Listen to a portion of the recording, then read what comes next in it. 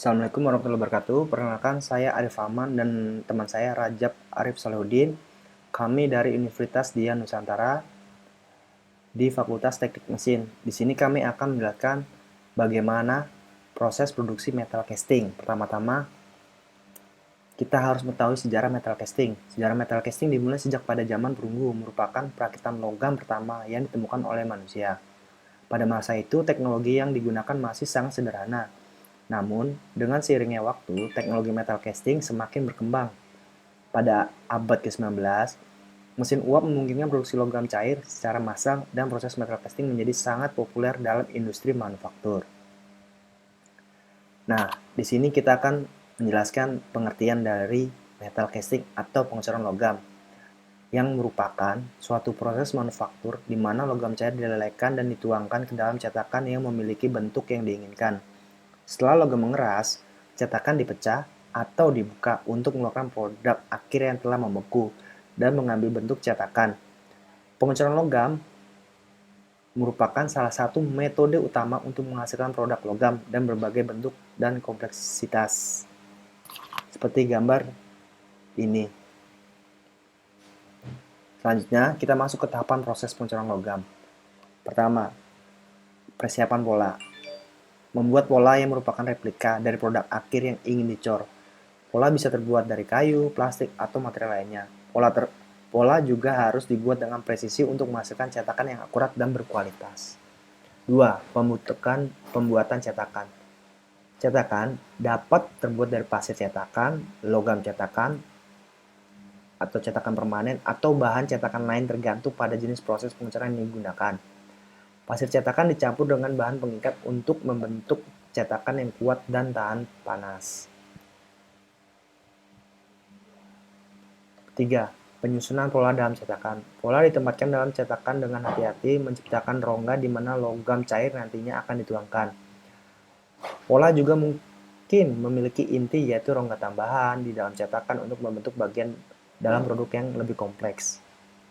4. Pemanasan cetakan. Sebelum logam dicor, cetakan perlu dipanaskan untuk menghindari terjadinya kejutan termal yang dapat merusak cetakan saat logam cair dituangkan. 5. Pencetakan dan penuangan. Pencetakan dan penuangan, logam dipanaskan hingga meleleh dalam tungku atau peleburan. Logam cair kemudian dituangkan ke dalam cetakan melalui saluran cor yang disebut lubang cor. Logam cair mengisi rongga cetakan dan mengambil bentuk dari pola. 6. Pembekuan dan pemadatan. Setelah logam dicor, dibiarkan mendingin dan mengeras dalam cetakan. Logam akan mengalami kontraksi saat mengeras, sehingga mengisi detail-detail cetakan dengan presisi. 7. Pemisahan dan pembersihan. Setelah logam mengeras, cetakan dibuka dan produk akhir diambil. Produk mungkin memerlukan pembersihan untuk menghilangkan sisa-sisa pasir, cetakan, atau bahan lain yang mungkin menempel. 8. Pemrosesan pasca cor. Jadi, produksi hasil cor mungkin memerlukan proses pasca cor tambahan seperti pengamplasan, pemotongan, atau penyelesaian permukaan untuk mencapai akurasi dan tampilan yang diinginkan. 9. Pengujian dan inspeksi. Produk harus dicek untuk memastikan bahwa ia memenuhi spesifikasi dan standar kualitas yang ditetapkan. Tes seperti pengujian kekuatan, dimensi, dan kualitas permukaan dilakukan. 10. Penyelesaian produk. Produk akhir kemudian siap digunakan atau dapat memasuki proses pemasangan atau perakitan jika diperlukan. Jadi setiap tahap ini memiliki peranan penting dalam menghasilkan produk yang berkualitas melalui proses pengecoran logam. Penting untuk memahami dan mengikuti setiap tahapan dengan cermat untuk mencapai hasil yang diharapkan. Nah, ini gambar pola-polanya. Selanjutnya kita masuk ke klasifikasi proses metal. Proses pengecoran logam memiliki berbagai jenis dan klasifikasi berdasarkan berbagai faktor seperti metodenya, jenis cetakan yang digunakan, dan kondisi prosesnya. Berikut ada beberapa klasifikasi umum dari proses pengecoran logam berdasarkan metodenya nih. 1. Pengecoran cetakan pasir atau sand casting. Proses pengecoran yang paling umum dan ekonomis menggunakan cetakan pasir yang dibentuk menggunakan pola, cocok untuk produk berukuran besar atau bentuk kompleks. 2. Pengecoran tekanan, pressure die casting. Logam cair diinjeksikan ke dalam cetakan menggunakan tekanan tinggi Cetakan umumnya terbuat dari logam, digunakan untuk produksi massa dengan presisi tinggi. 3. Pengecoran cetakan permanen atau permanen mold casting. Menggunakan cetakan logam yang dapat digunakan berulang kali. Cocok untuk produk-produk yang dengan permintaan tinggi dan presisi yang tinggi. 4. Pengecoran sentrifugal. Centrifugal casting. Logam cair dituangkan ke dalam cetakan yang berputar. Cocok untuk produk bentuk silinder simetris seperti pipa atau tabung. 5. Pengecoran investasi atau investment casting atau juga dikenal sebagai lost waste casting. Menggunakan pola yang dilapisi dengan lapisan keramik, kemudian pola dilebur dengan logam cair, dituangkan ke dalam cetakan. Menghasilkan produk dengan detail, halus, dan permukaan yang baik. Berdasarkan jenis material yang digunakan. Pengecoran besi, cor, atau gray iron casting. Menggunakan besi tua atau gray iron. Cocok untuk produk-produk yang membutuhkan kekuatan dan ketahanan aus.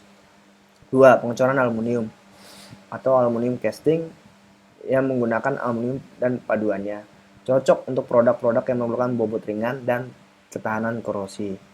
Pengecoran tembaga, copper casting menggunakan tembaga dan paduannya. Cocok untuk produk-produk dengan konduktivitas panas dan listrik yang tinggi. Berdasarkan persyaratan proses, pengecoran pasir hijau atau green sand casting menggunakan pasir yang dicampur dengan bahan pengikat seperti tanah liat, dan pasir harus dalam kondisi lembab atau green untuk membentuk cetakan. 2. Pengecoran pasir kering atau dry sand casting. 1. Menggunakan pasir kering tanpa adanya bahan pengikat, pasir dikompaksi dengan mesin untuk membuat cetakan. 3. Pengecoran pasir pasca butir atau dibilang cell molding, menggunakan cetakan yang dibuat dengan campuran pasir dan bahan pengikat. Cetakan ini memiliki permukaan yang halus dan presisi yang terbaik. Lanjut, berdasarkan variasi proses. Variasi proses cuma ada 2 nih, dibagi pengecoran vakum atau vacuum casting. Logam cair dihisap ke dalam cetakan menggunakan tekanan rendah atau vakum. 2. Pengecoran sentrifugal atau centrifugal casting. Cetakan berputar untuk memaksa logam cair mengisi rongga cetakan secara merata. Setiap jenis pengecoran memiliki kelebihan dan kelemahan sendiri, serta aplikasi khusus yang cocok dengan jenis pengecoran yang tepat sangat tergantung pada jenis produk yang akan dihasilkan, jumlah produksi, dan persyaratan kualitas yang dibutuhkan. Selanjutnya, jenis material. Dalam proses pengecoran logam, berbagai jenis material logam dan paduannya digunakan tergantung pada karakteristik dan aplikasi yang diinginkan. Berikut ada beberapa jenis material yang umum digunakan dalam pengecoran logam. 1. Baja steel. Dalam kehidupan sehari pasti kita tahulah baja steel. Apa sih itu baja? Baja merupakan paduan besi dengan kandungan karbon yang bervariasi.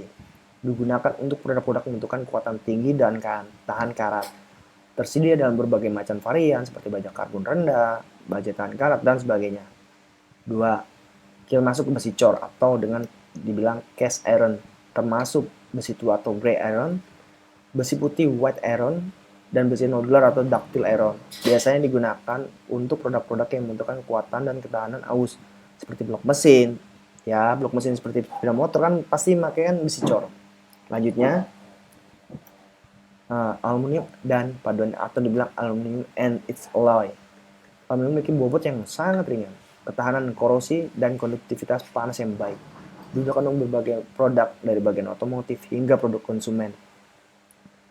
Tembaga dan paduannya. Copper and its alloy. Tembaga memiliki konduktivitas listrik dan panas yang sangat baik. Digunakan dalam produksi kabel listrik, pipa, dan komponen elektronik. Kelima, timah atau tin yang digunakan dalam pengecoran logam putih atau white metal casting untuk mantalan geser dan aplikasi lainnya. Lanjutnya, kita ke nikel. Nih, nikel lebih banyak nih digunakan untuk dalam paduan berbagai material lain yang menciptakan sifat tahanan korosi dan suhu tinggi. Ya, seperti baterai. Lumayan lah. Magnesium, 7 kita ke 7 ini. Magnesium dan paduannya. Magnesium and its alloy memiliki bobot sangat ringan dan digunakan dalam aplikasi yang memerlukan komponen ringan seperti dalam industri otomotif. 8. Paduan titanium atau titanium alloy. Dikenal dengan kekuatan yang tinggi dan ketahanan korosi dan tahan suhu tinggi, digunakan dalam industri pesawat terbang, kedokteran, dan militer. Zinc.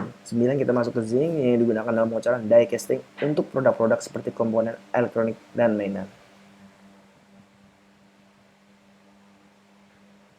10. Kita masuk ke paduan logam metal alloy. Paduan adalah campuran dua atau lebih unsur logam. Contoh paduan termasuk baja, tahan karat, atau stainless steel, paduan aluminium silikon, dan banyak lagi. Paduan besi nikel atau iron nickel alloys yang digunakan besi benda yang perlu tahan terhadap perubahan dimensi akibat perubahan suhu seperti termostat.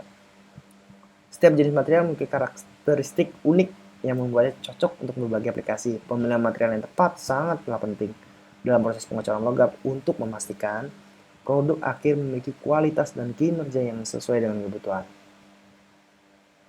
Nah, teman saya ini akan menjelaskan. Untuk selanjutnya yaitu persyaratan proses. Persyaratan proses dalam pengecoran logam merujuk pada standar dan kriteria yang harus dipenuhi selama berlangsungnya proses pengecoran untuk memastikan produk akhir memiliki kualitas yang baik. Berikut adalah beberapa persyaratan proses yang penting dalam pengecoran logam. Yang pertama yaitu temperatur pengecoran. Suhu logam cair harus sesuai dengan jenis material yang temperatur yang tidak tepat dapat mengakibatkan cacat pada produk akhir atau hasil yang dihasilkan. Yang kedua yaitu kualitas cetakan. Cetakan harus dibuat dengan hati-hati dan presisi untuk menghindari cacat pada produk, dan permukaan cetakan harus memiliki permukaan yang rata dan bebas dari retakan. Yang ketiga yaitu distribusi aliran logam cair. Aliran logam cair ke dalam cetakan harus merata untuk menghindari porositas atau cacat dalam produk. Yang keempat, penghilangan gas. Proses degasifikasi atau perlakuan khusus lainnya dapat digunakan untuk menghilangkan gas yang terperangkap dalam logam cair dan dapat menyebabkan porositas dalam produk. 5. Yaitu pengadukan dan homogenisasi. Logam cair perlu diaduk secara menyeluruh untuk memastikan komposisinya homogen sebelum dituangkan ke dalam cetakan. Yang keenam, pemilihan bahan yang tepat. Bahan cetakan harus tahan terhadap panas dan tekanan logam cair. Sifat permukaan bahan cetakan harus mendukung pemisahan produk dari cetakan tersebut. Yang ketujuh yaitu pendinginan dan pembekuan. Proses pendinginan harus dikendalikan dengan baik untuk mencegah keretakan atau cacat akibat perubahan suhu yang tepat. Yang kedelapan, pengendalian dimensi. Dimensi produk akhir harus sesuai dengan spesifikasi. Perubahan dimensi akibat penyusutan atau perubahan suhu harus dipertimbangkan dan dihitung. Yang kesembilan yaitu kebersihan dan penyelesaian. Produk akhir harus dibersihkan dari sisa-sisa cetakan dan partikel lainnya. Bagian-bagian yang tajam atau kasar harus dihaluskan atau diperbaiki jika diperlukan. Yang ke-10 yaitu inspeksi dan pengujian. Setiap produk harus diinspeksi dan diuji sesuai dengan kualitas yang ditetapkan. Pengujian ini dapat meliputi pengujian kekuatan, dimensi, ketahanan, korosi, dan masih banyak lagi.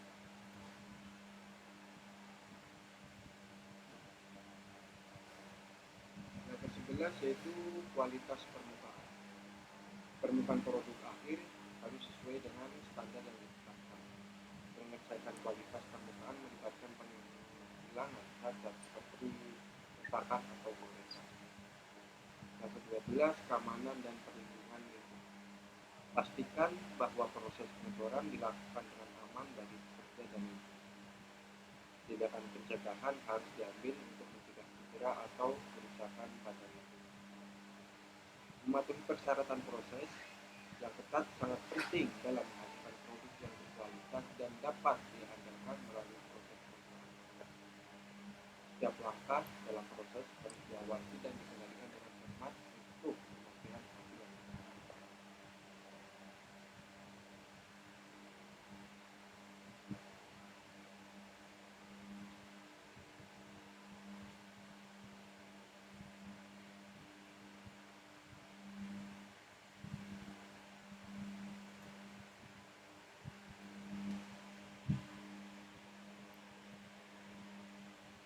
ketiga yaitu pengecoran investasi atau investment casting.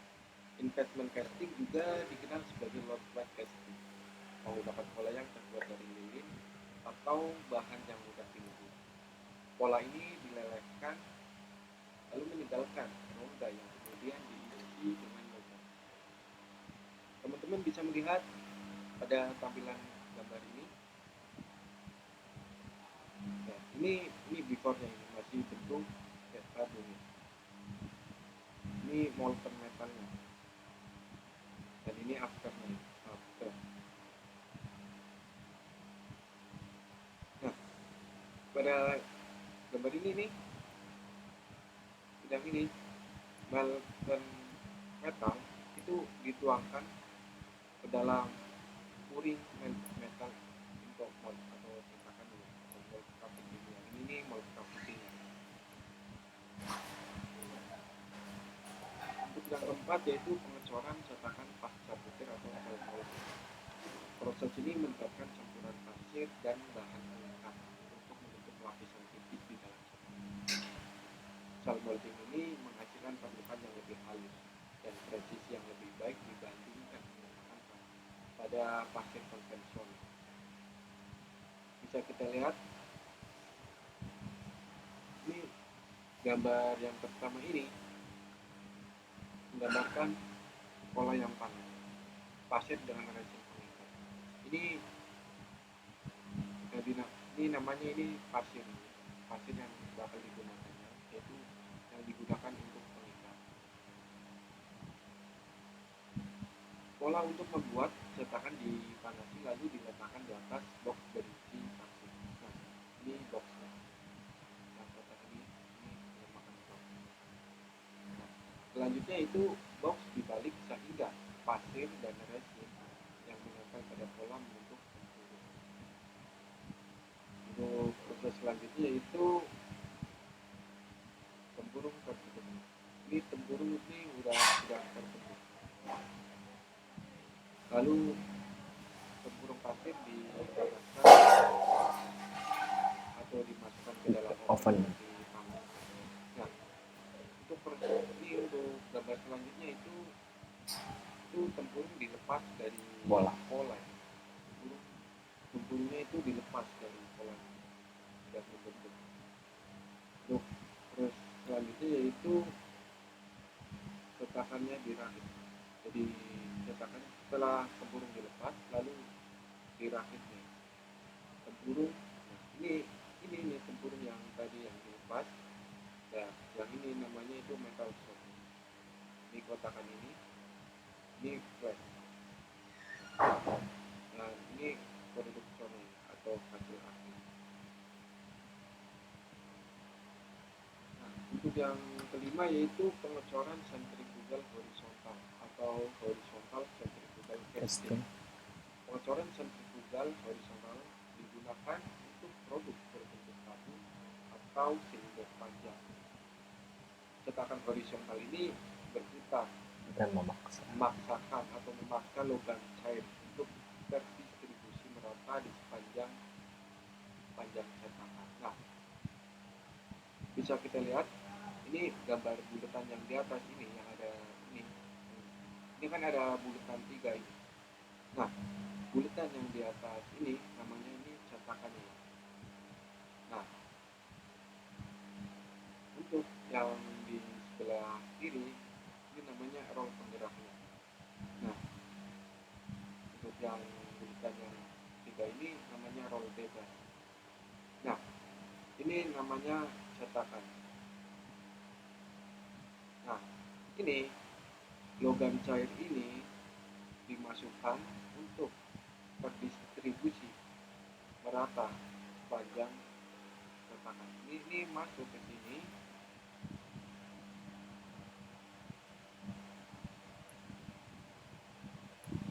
Untuk yang keenam yaitu pengecoran sentrifugal vertikal atau vertikal sentrifugal casting. Mirip dengan pengecoran sentrifugal horizontal. Tetapi cetakan ini berputar pada sisi vertikal. Cocok untuk produk dengan teman-teman bisa melihat pada gambar panel. Yang ketujuh yaitu pengecoran listrik atau electrolytic casting. Proses pengecoran logam di mana logam dilebur menggunakan energi listrik dan dituangkan ke dalam. Proses pengecoran listrik ini sangat cocok untuk produk-produk berukuran besar dengan kebutuhan ketahanan yang tinggi.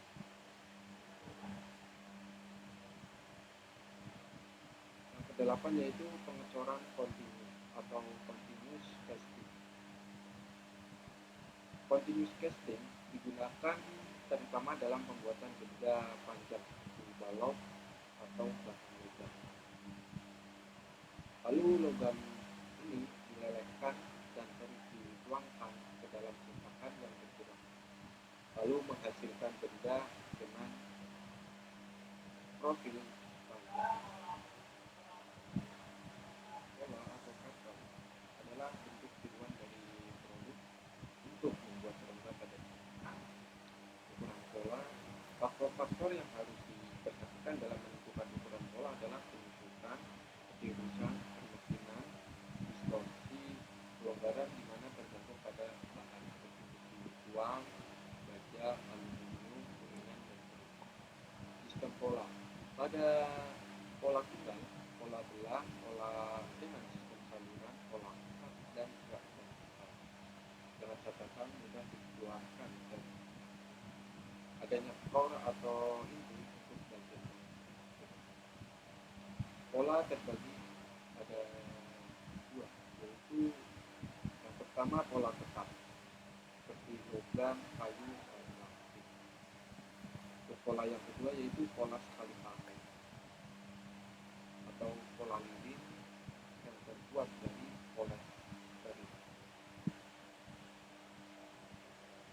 Keuntungan pola sekali pakai yaitu yang pertama sangat tepat untuk mengukur benda dalam jumlah kecil atau ukuran kecil, tidak memerlukan pemesinan lagi, menghemat bahan cat, permukaan lebih halus, dan tidak diperlukan pembuatan pola belahan kayu yang rumit, tidak diperlukan inti, dan pengecoran jauh lebih sederhana.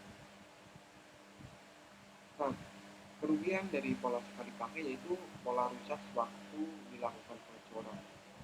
Pola lebih mudah rusak pada saat penyiapan dan pembuatan pola tidak bisa dengan mesin mekanik. Logam atau permanen mold. Cetakan terbuat dari logam yang dapat dirakit dan dibongkar pasang. Untuk produk-produk dengan titik cair lebih rendah dari titik cair logam. Cetakan pendinginan cepat, non-various oven, or various low. Struktur lebih halus, kekuatan baik, permukaan cor halus, machining minimum, biaya cukup mahal, atau harus produksi massal, permukaan cetakan harus dicoating. Cetakan dengan bahan-bahan lain. 1. Yaitu cetakan pasir basah atau green sand mold. Cetakan dengan kadar air tinggi, contoh pasir pantai dan pasir gunung. Kalian teman-teman bisa melihatnya pada tampilan gambar ini. Ini produk green sand casting.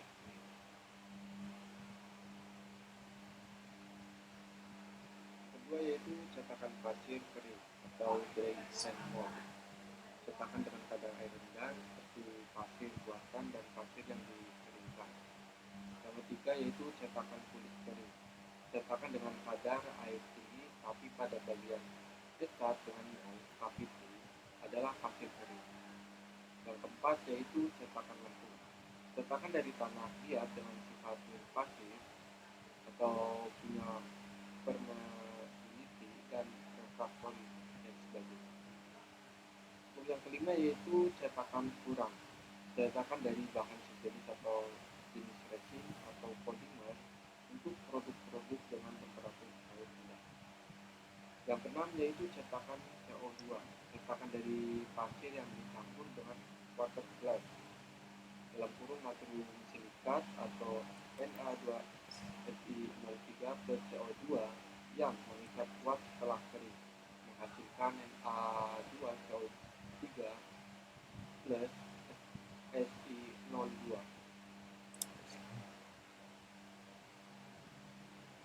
Teman-teman bisa melihat hasil dari produk pengecoran cetakan pasir. Ini merupakan hasil dari pengecoran cetakan pasir. Pasir pengecoran.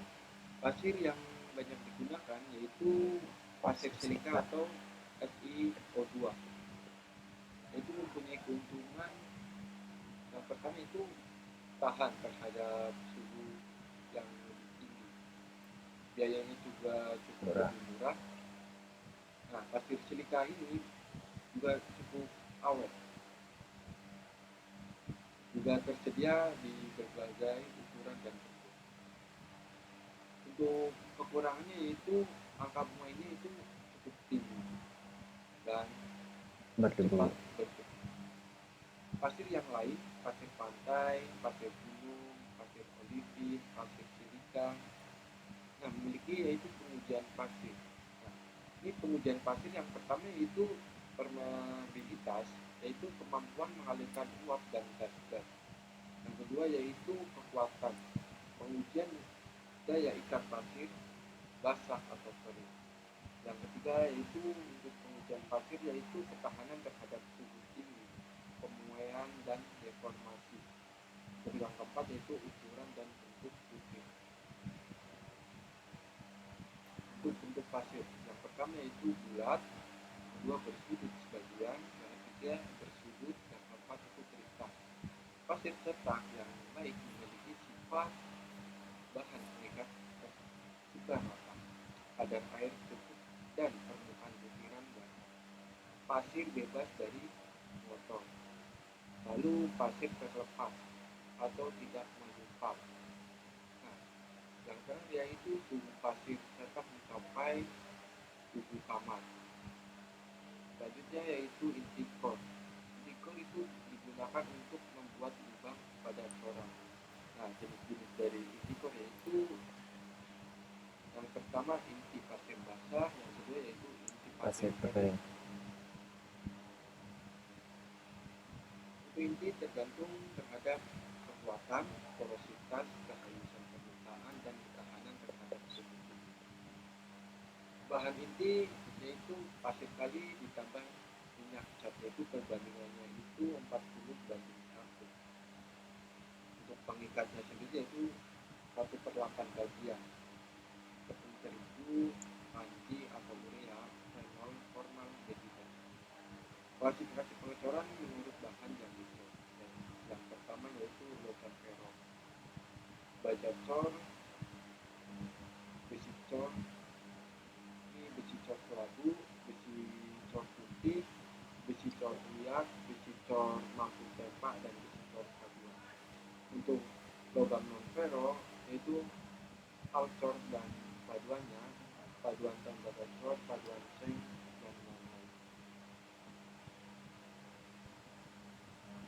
Kita tetap pada orang dan cara mengatasinya. Yang pertama yaitu hot tear, otak panas, terjadi akibat efek pendinginan yang tidak sengaja. Bagian yang bersudut yang membentuk belakangan, serta kekurangan logam cair sehingga menimbulkan lubang tersebut. Yang kedua yaitu sumbat dingin atau cold sheet, permukaan terpisah, terjadi karena pertemuan aliran logam yang berbeda suhu. Untuk yang ketiga yaitu cetakan rontok atau sandwich, bagian-bagian tertentu dari cetakan rontok akibatnya aliran logam cair atau erosi.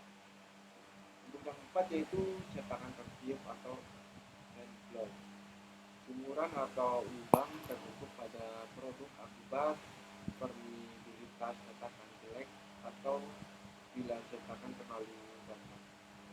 Untuk yang kelima yaitu bengkak atau scratch, terjadi akibat pasir menempel di produk corang ini terjadi kalau pasir terlalu halus. Untuk yang keenam yaitu rongga penyusun atau shrinkage porosity itu terbentuk akibat penyusunan saat logam membeku. Tetap ini terjadi akibat kesalahan desain.